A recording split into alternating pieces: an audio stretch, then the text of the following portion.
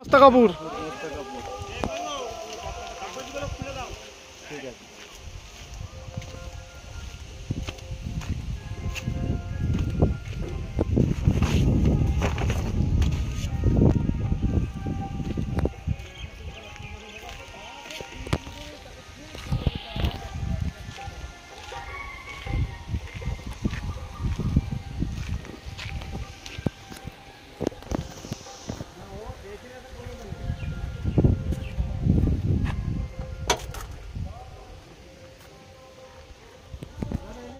খানাকুল 2 নম্বর ব্লকে মোস্তাফাপুর যে উত্তর আছে, যে আমাদের যেখানে পার্টি অফিস আছে সেখানে গাড়িটা ছিল আমাদের প্রার্থী মিতালি বাগের।